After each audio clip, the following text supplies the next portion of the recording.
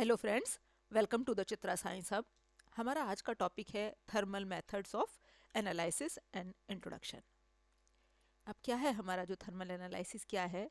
ये एक ग्रुप है फिजिकल टेक्निक्स का, जिसमें हम क्या करते हैं, किसी भी सब्सटेंस की या मिक्सचर ऑफ सब्सटेंस की या रिएक्शन मिक्सचर की केमिकल और फिजिकल प्रॉपर्टीज़ को जो है हम मेज़र करते हैं as a function of temperature और मास। और वो हम कैसे मेज़र करते हैं? उस सब्सटेंस को हीट करते हैं। समझ लो हमने किसी जो है सब्सटेंस को हीट किया, 1 ग्राम सब्सटेंस को हमने हीट किया आपका 100 डिग्री टेम्परेचर पे। तो आपका फिर हम देखेंगे कि 100 से हमने टेम्परेचर जो है 120 किया, 130 किया, तो उसके मास में क्या चेंज आया। तो उसका मास जो है, चूँकि उसके अंदर कुछ डिजोल्व गैसेस वगैरह हमारी होती है, तो वो हमारा कुछ वाटर मॉलिक्यूल है होते हैं, किसी जैसे हाइड्रेटेड मॉलिक्यूल है, जैसे कॉपर सल्फेट के अंदर 5 जो है H2O के मॉलिक्यूल्स जो है हमारे हाइड्रेटेड वाटर मॉलिक्यूल के फॉर्म में है, तो वो हमारे क्या है, हीट करने से हमारे उससे रिमूव हो जाते हैं। तो उसके मास में डिक्रीज आएगा, तो वो जो मास में डिक्रीज आता है उसे हम टेम्परेचर के अलोंग प्लॉट कर लेते हैं या टाइम के अलोंग प्लॉट कर लेते हैं कि पहले हमने 1 मिनट उसे हीट किया तो उसमें कितना चेंज आया, दूसरे 2 मिनट हीट किया तो कितना चेंज आया। तो या तो हम टाइम के अलोंग प्लॉट कर लेते हैं या टेम्परेचर के अलोंग प्लॉट कर लेते हैं। अब जब हम उसे हीट करेंगे तो उसके जो है फिजिकल चेंजेस भी मॉलिक्यूल के अंदर आते हैं कि वो आपका मेल्ट होगा, वेपोराइज होगा। तो ये इन जो फिजिकल चेंजेस को, फिजिकल चेंज आए या केमिकल चेंजेस आपके आए, उन्हें जो हम क्या है मेज़र करते हैं। कैसे मेज़र करते हैं? जो है आपका हीट करने के बाद आपका जो है उसके अंदर क्या चेंजेस आए। अब वो फिजिकल चेंज कौन कौन से हो सकते हैं? जैसे मेल्टिंग है, वेपोराइजेशन है, क्रिस्टलाइजेशन है, वॉल्यूम में चेंज आ रहा है कुछ उसके अंदर, उसके मैकेनिकल बिहेवियर में कोई चेंज आ रहा है। और केमिकल चेंज कौन से होते हैं हमारे?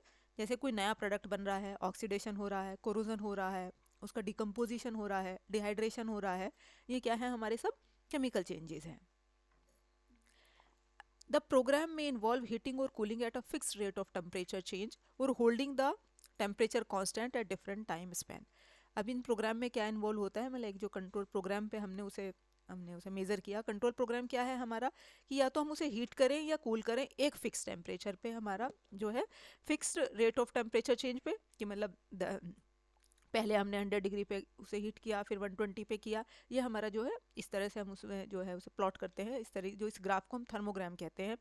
ये हमारा मास में क्या चेंज आया उसके उसे आपका टेम्परेचर देने से। समझ लो यहाँ हमने क्या है, 100 डिग्री पे उसे पहले हीट किया तो मास उसका आपका इतना था, फिर 120 पे किया तो मास उसका डिक्रीज हो गया। तो जहाँ पे एकदम से ये हमारे इसमें कर्व में शार्प चेंज आएगा, तो ये क्या है, आप दिखा रहा है कि उसके अंदर फेज चेंज हो गया। तो ये जो यहाँ पे आया है, ये ट्रांजिशन टेम्परेचर है, कि उसके अंदर कुछ ट्रांजिशन हुआ, कोई फेज चेंज हुआ। तो ये प्रोग्राम जो है आपका, ये क्या हुआ, हमने उसे जो है हीट करना शुरू किया।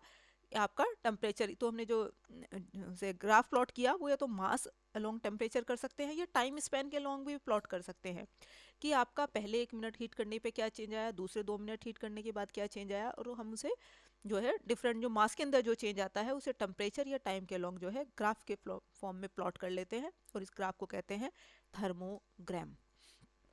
These methods are usually applied to solids, liquids and gel to characterize the material for quality control. और ये मेथड जो यूजुअली अप्लाई करते हैं हम सॉलिड्स पे, लिक्विड्स पे, जेल पे, उनके करेक्टराइजेशन के लिए, कि आपका समझ लो कि कौन सी चीज़ कितने टेम्परेचर तक हमारी जो है आपकी स्टेबल रहती है। तो ये भी हमें इंफॉर्मेशन उसके थर्मोग्राम से मिलती है। अब इस टेक्निक की जो है हमारी क्या एडवांटेजेस है दूसरी टेक्निक के कंपैरिजन में? The sample can be studied over a wide temperature range using various temperature programs. इसमें क्या है, सैंपल को एक वाइड टेम्परेचर रेंज में हम स्टडी करते हैं, कि समझ लो 1000 डिग्री पे उसके में क्या चेंज आया, अब 1500 में क्या चेंज आया, 2000 टेम्परेचर में क्या चेंज आया। तो वाइड टेम्परेचर रेंज में हम सैंपल को स्टडी करते हैं। दूसरा क्या है, almost any physical form of sample can B accommodated using a variety of sample vessels. इसमें हम क्या है, हर तरह की फिजिकल फॉर्म की सैंपल की, चाहे वो सॉलिड हो, चाहे लिक्विड हो, चाहे जेल हो, उसे जो है हम ऑलमोस्ट हर फिजिकल फॉर्म को सैंपल की हम इसमें स्टडी कर सकते हैं। A small amount of sample is required. इसमें हम सैंपल की जो कंसेंट्रेशन लेते हैं वो बहुत हमारी कम होती है, अमाउंट बहुत कम होता है सैंपल का। जैसे कि 0.1 माइक्रोग्राम से 10 माइक्रोग्राम के बीच में हम सैंपल का अब जो है मास लेते हैं। तो जो वेट ऑफ सैंपल होता है इसमें बहुत कम क्वांटिटी में हमें जो है सैंपल चाहिए होता है। Next, the atmosphere of the sample can be standardize. जो एटमॉस्फेयर होता है सैंपल का, हम वो उसे स्टैंडर्डाइज कर सकते हैं। कैसे स्टैंडर्डाइज कर सकते हैं कि जो हम सैंपल को हीट कर रहे हैं वो किस एनवायरनमेंट में हीट कर रहे हैं। हम किसी स्पेसिफिक गैस की प्रेजेंस में कर रहे हैं, जैसे कार्बन डाइऑक्साइड की या कार्बन मोनोऑक्साइड की प्रेजेंस में हीट कर रहे हैं, या किसी इनर्ट गैस की प्रेजेंस में कर रहे हैं, नाइट्रोजन है, अर्गन है, हीलियम है। तो उस एटमॉस्फेयर को हम जो है सैंपल के स्टैंडर्डाइज कर सकते हैं। The time required to complete an experimental range from several minutes to hours. इसमें जो टाइम की रिक्वायरमेंट होती है जैसे हमारे एक्सपेरिमेंट में टोटल में, ये कम होता है। तो इस वजह से जो है इस टेक्निक की, हमारी थर्मल एनालिसिस की बहुत सारी एडवांटेजेस है और टेक्निक के कंपैरिजन में। अब थर्मल एनालिसिस हमारी डिफरेंट तरह की है। पहली थर्मोग्रेविमेट्रिक एनालिसिस जिसे हमने टीजीए कहा, दूसरी है डेरिवेटिव थर्मोग्रेविमेट्रिक एनालिसिस जिसे डीटीजी कहा, तीसरी है differential thermal analysis DTA, next है डिफरेंशियल स्कैनिंग कैलोरीमेट्री डीएससी, और लास्ट है थर्मोमेट्रिक टाइट्रेशन जिसे टीटी कहते हैं। ये हमारी डिफरेंट तरह की थर्मल एनालिसिस है। इन्हें हम डिटेल में हमारी नेक्स्ट वीडियोस में स्टडी करेंगे, एक एक के बारे में डिटेल में कि हैं क्या हमारी ये। अब ये हम इनका थोड़ा सा ब्रीफ इंट्रोडक्शन दे लेते हैं, है क्या ये। थर्मोग्रामेट्रिक एनालिसिस में हम क्या स्टडी करते हैं कि टेम्परेचर देने के बाद किसी आपके सब्सटेंस में, किसी सैंपल के वेट में क्या चेंज आता है, तो उसकी एनालिसिस है हमारी थर्मोग्रेविमेट्रिक एनालिसिस। और इसमें जो अपरेटस यूज होता है वो थर्मोबैलेंस यूज होता है। अब डीटीजी क्या है, डेरिवेटिव थर्मोग्रामेट्रिक एनालिसिस में क्या स्टडी करते हैं, यहाँ तो हमने चेंज इन वेट लिया, या rate of change in weight with respect to temperature. मतलब रेट को हम स्टडी करते हैं, रेट किस चीज़ का, आपका change in weight with temperature, उसके अलोंग हम ग्राफ प्लॉट करते हैं। इसमें भी जो अपरेटस यूज करते हैं वो थर्मोबैलेंस यूज करते हैं। नेक्स्ट है डिफरेंशियल थर्मल एनालिसिस डीटीए। इसमें जो temperature of transition of reaction, reaction में जो ट्रांजिशन होता है उस टेम्परेचर को जो है हम स्टडी करते हैं, और इसमें जो है हम डीटी अपरेटस की हेल्प से हम इसे करते हैं। नेक्स्ट है डीएससी, डिफरेंशियल स्कैनिंग कैलोरीमेट्री। इसमें हम क्या करते हैं, इसमें हीट फ्लो को की प्रॉपर्टी को हम स्टडी करते हैं, और इसका भी हमारा अलग अपरेटस है जिसे हम डीएससी अपरेटस कहते हैं।